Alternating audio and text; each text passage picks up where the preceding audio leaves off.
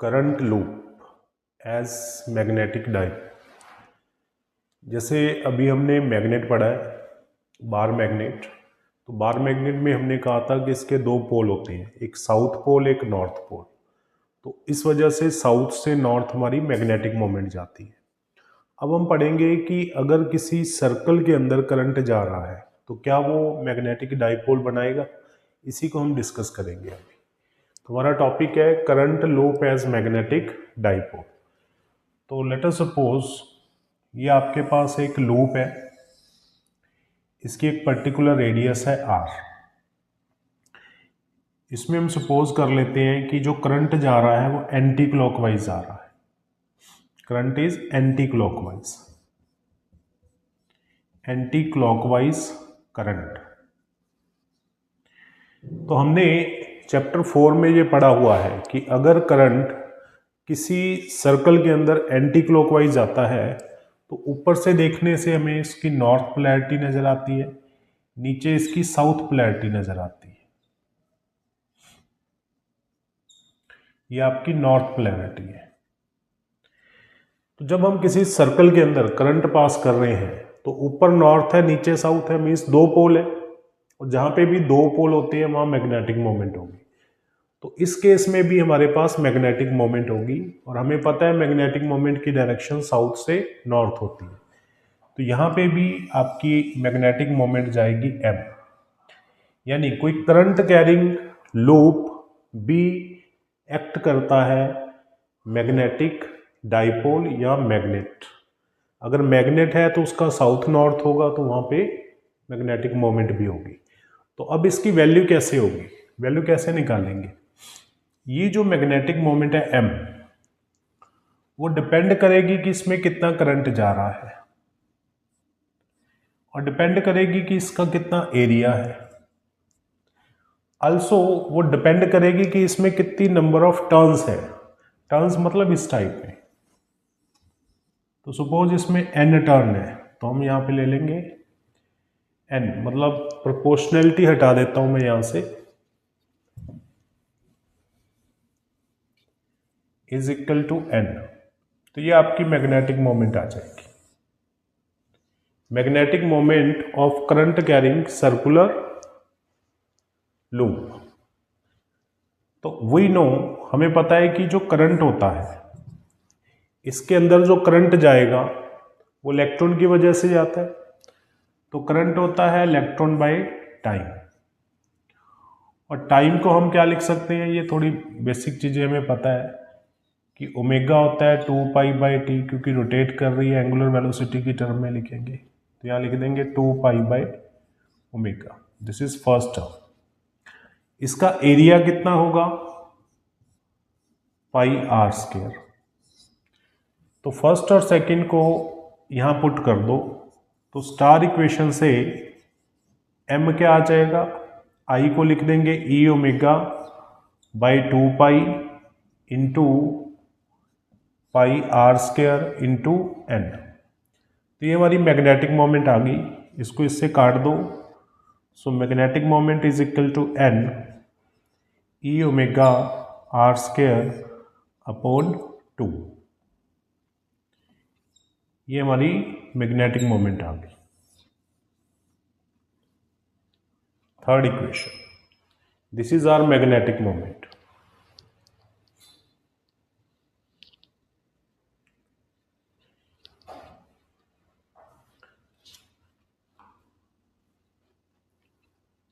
इसका यूनिट वही होगा जो हमने पहले किया हुआ है, एम्पियर पर मीटर स्क्वायर।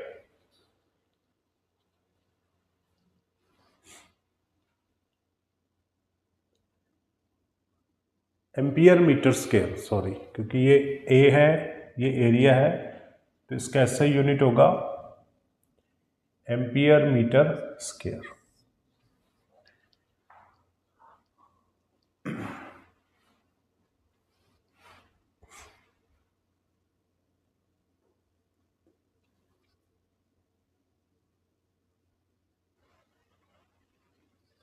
अब इसकी डायरेक्शन कैसे निकालेंगे? बेटा डायरेक्शन निकालने के लिए हम यूज करेंगे राइट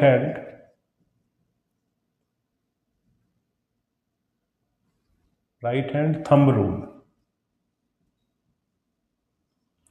देखिए इस केस में सपोज ये आपका है साउथ से नॉर्थ, या वैसे ही एक सर्कल लिया हमने, तो सर्कल में क्या हो रहा है, करंट एंटी क्लॉकवाइज है। तो अगर आप इस राइट हैंड को लोगे तो राइट हैंड में ये जो कर्लिंग ऑफ फिंगर्स है that is anti clockwise current.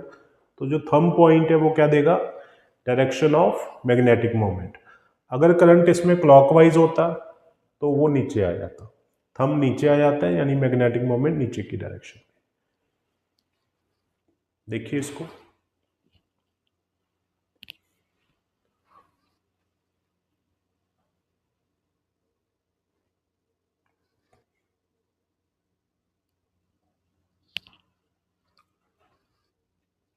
Next topic start करते हैं। नेक्स्ट टॉपिक है bar magnet as an equivalent solenoid. देखिए हम पहले भी इसका डायग्राम बना चुके हैं कि बार मैग्नेट और सोलेनॉइड की जो पिक्टोरियल अरेंजमेंट है मैग्नेटिक फील्ड की वो सेम है। बार मैग्नेट जो है वो एक्ट करता है सोलेनॉइड की तरह, या हम ये भी कह सकते हैं कि जो सोलेनॉइड होता है वो बार मैग्नेट की तरह एक्ट करता है। तो पिक्टोरियल यानी अरेंजमेंट उनकी डायरेक्शन ऑफ मैग्नेटिक फील्ड की, बाहर से वो नॉर्थ से साउथ जाता है, इंटीरियर में साउथ से नॉर्थ आता है, ये हम डिस्कस कर चुके हैं। लेकिन अब मैं आपको बताऊंगा कि जो मैग्नीट्यूड है मैग्नेटिक फील्ड का वो भी सेम होगा। अभी तो हमने डायरेक्शन देखी थी, अब हम मैग्नेटिक फील्ड की डायरेक्शन को भी निकालेंगे। तो इसके लिए मैं यहाँ पे एक सोलेनॉइड ड्रॉ करता हूँ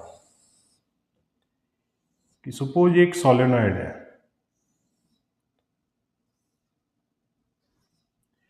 इसकी लेंथ है बेटा सपोज 2L,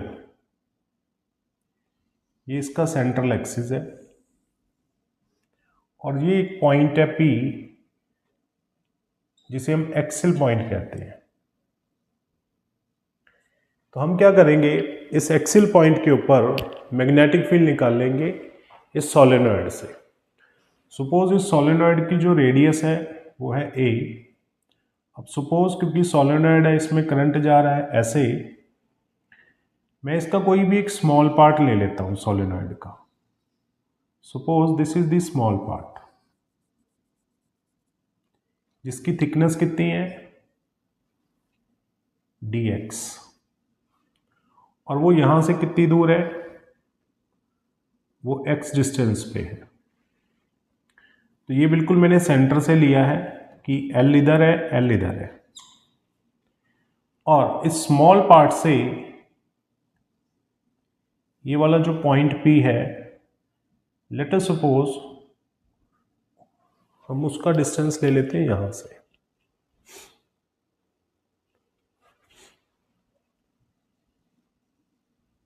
ये जो पॉइंट P है ये सेंट्रल एक्सिस से r डिस्टेंस पे है, ये हमने सपोज कर लिया।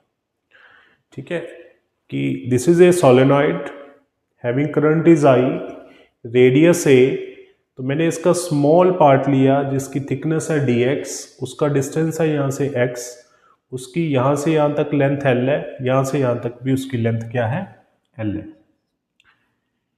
तो हमें पता है, हमने chapter number 4 magnetic effect of current में पढ़ा है कि अगर ये एक सर्कल है तो इस सर्कल की वजह से यहाँ पे जो मैग्नेटिक फील्ड आएगी उसका फॉर्मूला वी नो कि ये जो स्मॉल पार्ट से, इस स्मॉल पार्ट से जिसमें करंट आई जा रहा है, इसकी वजह से यहाँ पे जो करंट आएगा वो कितना होगा, that is equal to mu naught I radius का square into number of turns. तो इसमें कितनी नंबर ऑफ टर्न्स होंगी, NdX होंगी। क्यों NdX क्यों लिखा बेटा मैंने, N का मतलब होता है number of turns in per unit length, तो dx मतलब ये थिकनेस है, तो टोटल नंबर ऑफ इतनी हमारे पास टर्न्स आ जाएंगी upon r minus x whole square plus, मतलब यहां से हम लेंगे r माइनस एक्स स्क्वायर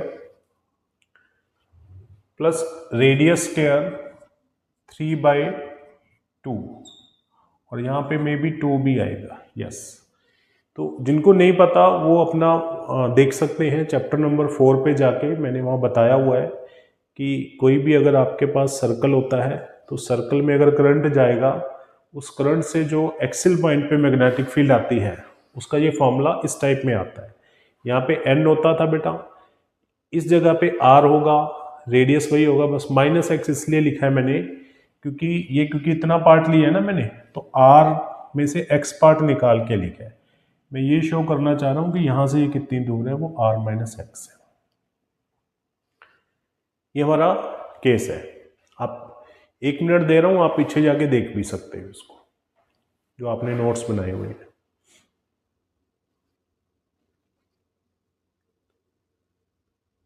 अब यहाँ पे जो r होगा, अगर मैं सपोज कर लेता हूँ कि जो r है that is greater than x और ग्रेटर देन a, तो r - x को आप लिख सकते हो, क्योंकि r x से बड़ा है, r लिख दो, ये नेग्लेक्ट कर देंगे। तो हमारा जो मैग्नेटिक फील्ड आएगा वो कितना आएगा, μ0 I a² dx अपॉन, क्योंकि x को हमने हटा दिया, a 0 हो गया, r² स्क्वायर से स्क्वायर कट गया, तो नीचे आ जाएगा 2r³।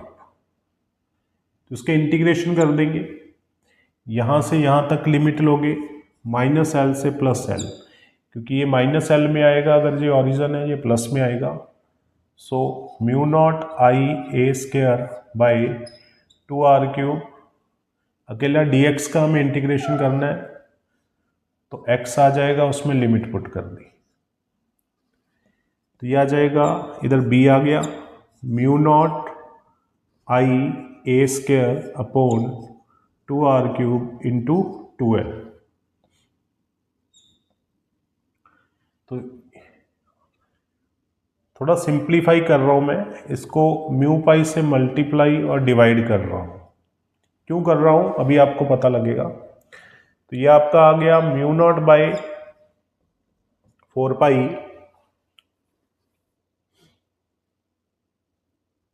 एक और कैलकुलेशन चेक कर लूँ मैं सारी। हाँ, तो μ0/4π यहाँ हम लिख लेंगे I a² into 2l into 4π upon r³2।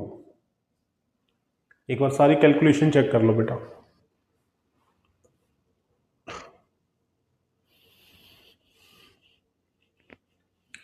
तो यहाँ पे देखिए, ये तो मैं एज इट इज लिख रहा हूँ μ0/4π, ये I को यहाँ लिख रहा हूँ, इसके साथ मैं लिख रहा हूँ πa², और यहाँ लिख रहा हूँ मैं 2l इंटू 4 अपॉन 2r³। तो इस 2 से ये 4 कट जाएगा,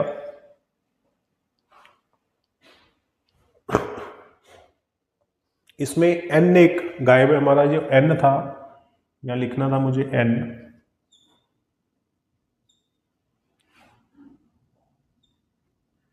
तो इंटू n भी लिख देते हैं। तो अब देखो ये क्या बन गया, b = μ0/4π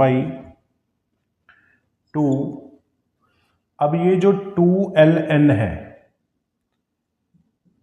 ये टोटल नंबर ऑफ टर्न्स बन गया। पहले स्मॉल पार्ट की नंबर ऑफ टर्न्स ली थी मैंने, n डैश लिख लेता हूँ, ये टोटल कि इसमें कितनी नंबर ऑफ टर्न्स है, तो ये आ जाएगा I, ये एरिया बन गया इसका, ये नंबर ऑफ टर्न्स बन गई अपॉन r³, तो वो आ गया 2 μ0/4π 2m, क्योंकि इसको मैं ऑलरेडी m कह चुका हूँ, r³। तो हमें क्या पता लगा कि सोलेनॉइड में जब करंट पास करते हैं तो सोलेनॉइड के एक्सिस पे जो मैग्नेटिक फील्ड आई है वो इतनी आई है। तो इससे प्रीवियस टॉपिक में आपको मैंने बताया था कि जो बार मैग्नेट होता है उसके एक्सिस पे जो मैग्नेटिक फील्ड होगी वो भी सेम ही होगी। एक्सिल इक्टोरियल किया था ना हमने, उसमें भी यही वैल्यू होगी, म्यू नॉट बाई 4π2m/r³। इसलिए हम कहते हैं कोई भी करंट कैरिंग सोलेनॉइड जो होता है वो बार मैग्नेट के इक्विवेलेंट ही होता है। देखिए इसको,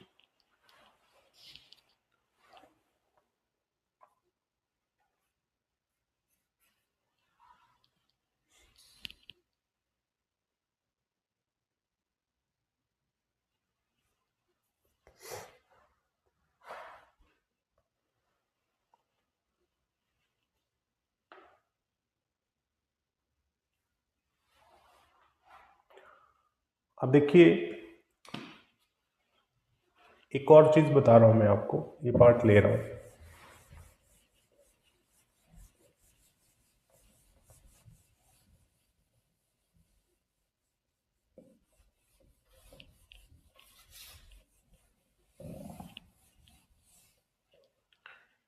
कि सपोज आपके पास दो मैग्नेट है,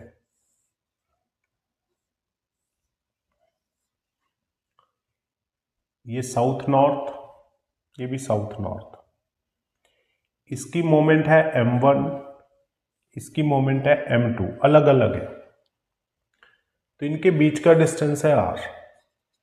ठीक है, तो हम कहेंगे if we have two magnet of magnetic moment m1 and m2, दोनों के बीच distance end to end r है। अगर एंड टू एंड r है तो ये दोनों के बीच जो फोर्स ऑफ अट्रैक्शन होगा या रिपल्शन होगा, रिपल्शन अगर ये ऐसे हो जाए, नॉर्थ इधर आ जाए, तो इक्वल होगा 6m1m2 डिवाइड बाई r। ये इसका डायरेक्ट फॉर्मूला आपको याद रखना है। कंपटीशन के अंदर यहाँ पे m2 लगाना है, हमें डायरेक्ट फॉर्मूला यूज करना होगा, r की पावर 4। और अगर ये ऐसा आ जाए, ये एंड टू एंड है,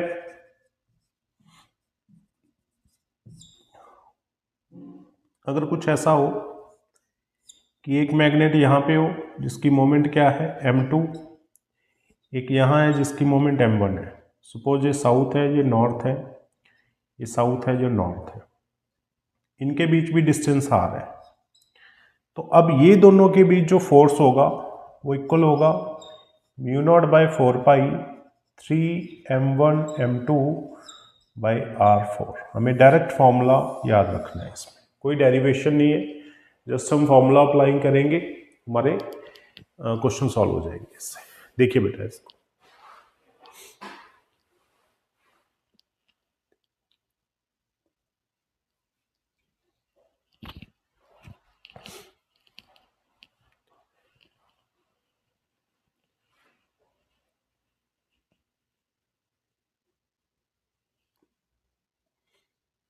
अभी नेक्स्ट टॉपिक स्टार्ट करते हैं। नेक्स्ट टॉपिक है बोहर मैग्नीटोन। बोहर मैग्नीटोन क्या होता है? जब भी कोई इलेक्ट्रॉन अपने ऑर्बिट में रोटेट करता है तो उस ऑर्बिट के अंदर भी मैग्नेटिक मोमेंट आएगी, क्योंकि ऑब्वियसली जब इलेक्ट्रॉन रोटेट करेगा तो करंट आएगा, करंट आएगा तो पोलैरिटी आएगी, पोलैरिटी आएगा तो मैग्नेटिक डाइपोल मोमेंट आएगी। तो उसी से हम निकाल लेंगे बोहर मैग्नीटोन। तो वी ऑलरेडी डिस्कस कि ये ऑर्बिट है, सपोज इसमें इलेक्ट्रॉन जा रहा है इस तरफ, इलेक्ट्रॉन के अपोजिट करंट जाएगा बेटा, जिससे यहाँ पे मोमेंट आएगी m, क्योंकि ऊपर नॉर्थ पोलैरिटी है, नीचे साउथ पोलैरिटी है, राइट हैंड थंब रूल के अकॉर्डिंग। तो मैं ऑलरेडी आपको बता चुका हूँ कि इसकी जो मैग्नेटिक मोमेंट है वो होगी NIA। तो यहाँ पे अभी मैंने निकाला था करंट क्या था, electron by time period into πr²। तो टाइम को हम लिख सकते हैं अपॉन, टाइम होता है 2π/ओमेगा, ओमेगा ऊपर चला गया, ये ऑलरेडी मैं आपको फर्स्ट टॉपिक में बता चुका हूं। अब अकॉर्डिंग टू बोहर,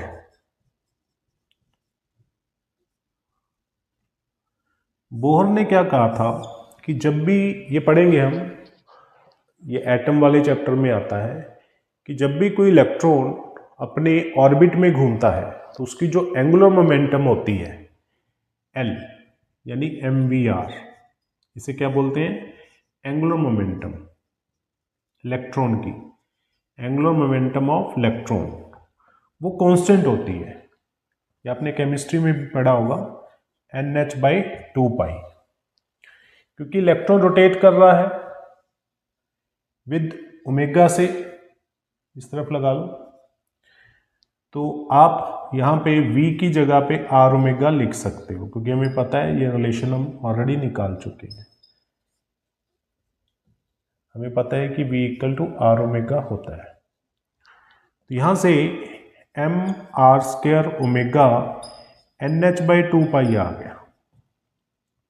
तो हम यहाँ से r² ओमेगा की वैल्यू निकालेंगे NH/2π और इसको पुट कर देंगे, इस r ओमेगा को यहाँ पुट कर देंगे। तो फर्स्ट इक्वेशन से जो मैग्नेटिक मोमेंट आएगी वो आएगी NE। अब यहाँ ध्यान से देखो, ये पाई से पाई कैंसिल आउट है, /2 omega r² omega, r² omega की वैल्यू क्या पुट की हमने? NH/2π। एक बार देख लो मैंने क्या किया है, r ओमेगा स्क्वायर को मैंने वहां पे पुट कर दिया, क्योंकि देखो यहाँ पे ना नंबर ऑफ टर्न्स आएंगी नहीं वैसे, क्योंकि इलेक्ट्रॉन तो एक ऑर्बिट ही है ना, एक ऑर्बिट के अंदर घूमेगा, तो इसीलिए इस n को नहीं लेना हमें।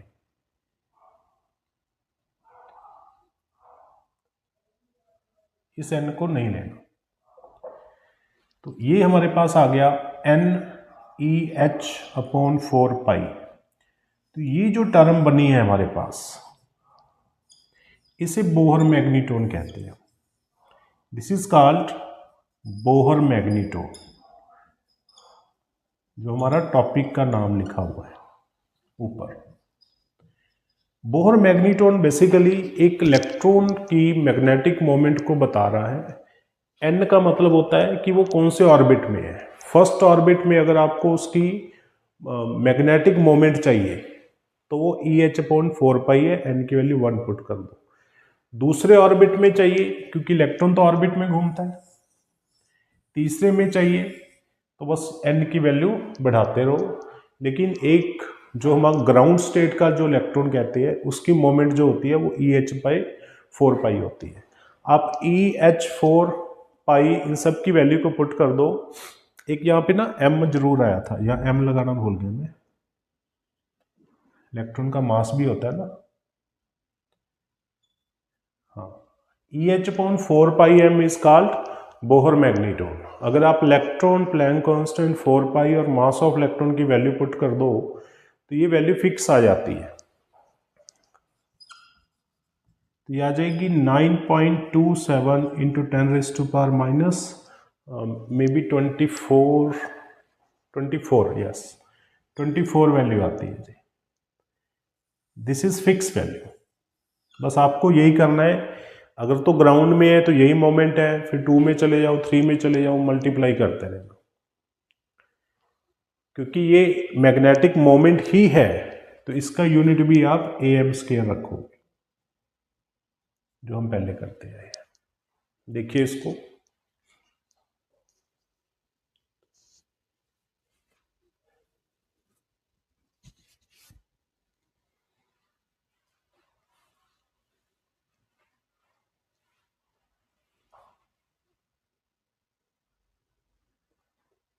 एक और टर्म होती है जिसे हम कहते हैं gyromagnetic ratio.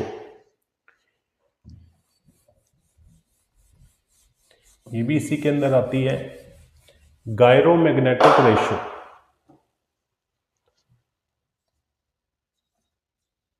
Gyro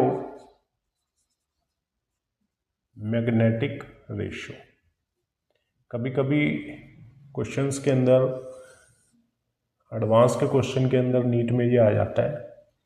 gyromagnetic ratio होता है magnetic moment of electron upon angular momentum of electron.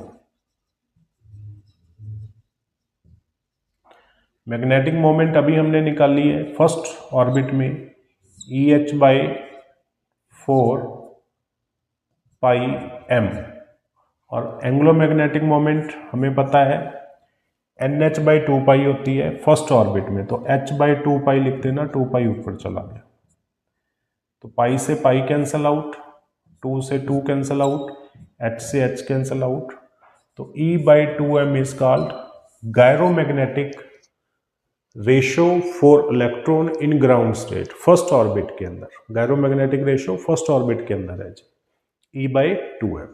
देखिए इसको, अगर आप इसमें इलेक्ट्रॉन का चार्ज और मास ऑफ इलेक्ट्रॉन पुट करोगे देन इट गेट 8.8, इसकी वैल्यू आ जाएगी 8.8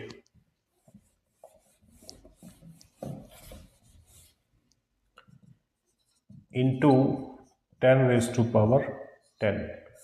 अगर आप इसमें इलेक्ट्रॉन और मास ऑफ इलेक्ट्रॉन की वैल्यू पुट कर दो, क्योंकि ऊपर इलेक्ट्रॉन है नीचे मास है, तो इलेक्ट्रॉन का यूनिट कूलम होता है, मास का किलोग्राम होता है, तो कूलम पर केजी, ये गायरोमैग्नेटिक रेशो का एसआई यूनिट है।